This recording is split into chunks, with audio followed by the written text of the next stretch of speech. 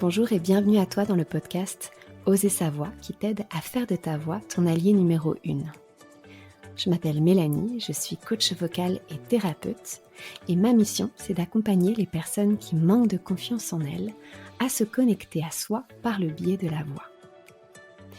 Ici, je te partagerai toutes mes connaissances autour de la voix, que ce soit de la technique vocale, mais tu comprendras qu'à mes yeux, la voix, c'est beaucoup plus profond que de la technique vocale, ça touche à l'être. Donc tu pourras entendre tous mes conseils, toutes mes introspections autour de la voix et tout ce que j'ai pu apprendre jusqu'à maintenant sur mon chemin. Ensemble, je nous souhaite de conscientiser un peu plus chaque jour qui nous sommes. Éveillons ensemble notre plein potentiel. Incarnons notre essence et prenons notre place, vocalement et physiquement parlant. Ensemble, transformons-nous. Allez, c'est parti. Je suis absolument ravie de t'accueillir ici dans ce 3e épisode du podcast. Aujourd'hui, on va parler de comment dépasser les croyances que l'on a autour de sa voix. Je ne sais pas si ça t'est déjà arrivé, mais très souvent, on est les premiers à être durs avec notre propre voix. Avant même que le monde extérieur nous juge ou nous apporte un avis, un commentaire, on est les premiers à s'auto-saboter par rapport à notre voix. Et moi, la première, pendant des années, ça m'arrivait d'être dure, ça m'arrivait de me dire que je parlais pas assez fort, j'avais une voix trop timide, trop petite. Et au contraire, je rencontrais des personnes que j'admirais, parce que je trouvais qu'elle parlait fort, je trouvais qu'il y avait un charisme qui se dégageait de ces personnes-là. Et au contraire, quand j'échangeais avec ces personnes, elles me disaient « Ouais, moi je parle trop fort, je trouve ça trop vulgaire. » Et je trouvais ça absolument incroyable de parler comme ça, d'échanger, parce qu'on se rend compte que notre perception à nous est complètement différente de la perception que peut avoir l'autre. Donc, en plus d'être la première personne à m'auto-saboter, je renforçais toutes les croyances que j'avais autour de ma voix. Il a fallu que je traverse un chemin avec plein d'aventures, avec plein de défis, avec plein de sorties de zone de confort pour pouvoir être fière de ma voix, de mon timbre, de qui je suis au final.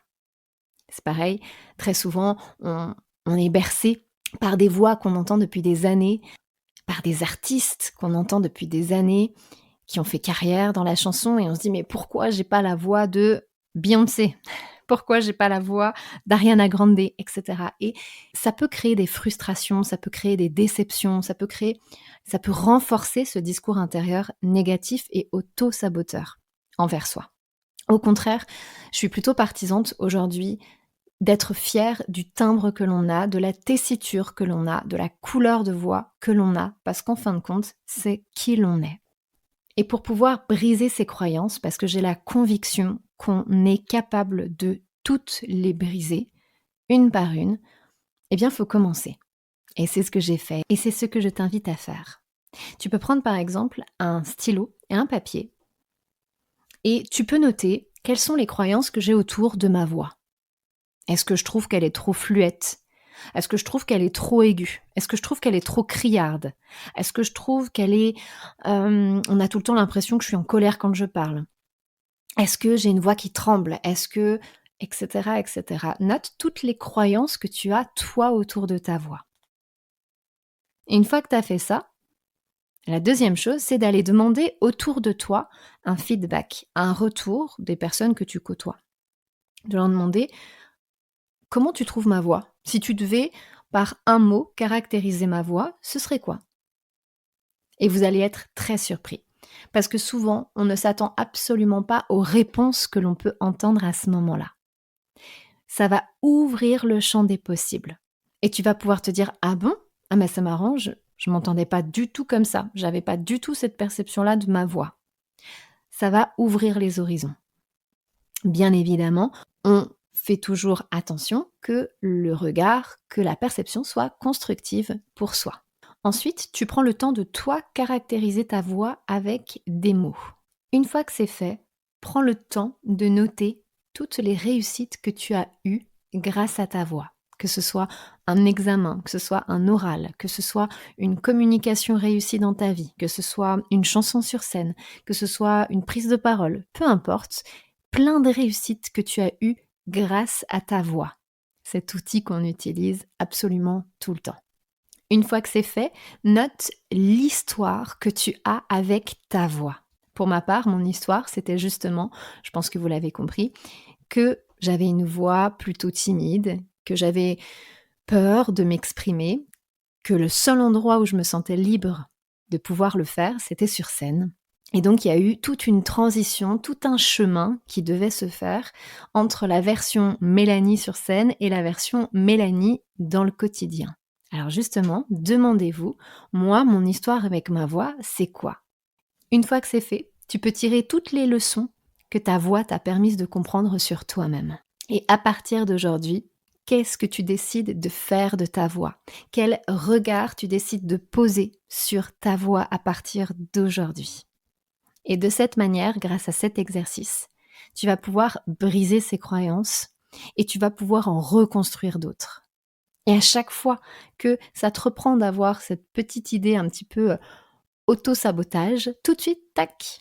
Ah, ça non, c'est l'ancien comportement.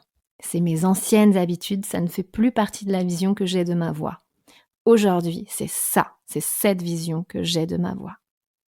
Je suis bienveillante avec ma voix.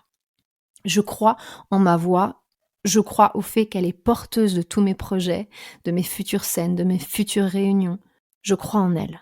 Et ça, c'est ta nouvelle vision. Ça, c'est ce que tu construis sur le regard que tu poses de ta voix afin de pouvoir la transformer. J'espère que cet épisode va pouvoir t'aider dans la construction de ton être vocal. Je te remercie de tout cœur d'avoir partagé avec moi cet épisode. Si tu souhaites être tenu au courant de toutes les nouveautés, je t'invite à me rejoindre sur les réseaux sociaux. Le lien est dans la description. Si tu as apprécié ce que tu as entendu et que tu souhaites le partager autour de toi, c'est avec joie que je t'invite à le faire. Tu peux également noter et commenter l'épisode si le cœur t'en dit. Car si le podcast évolue, c'est surtout grâce à toi. Je te remercie et je t'envoie de douces pensées.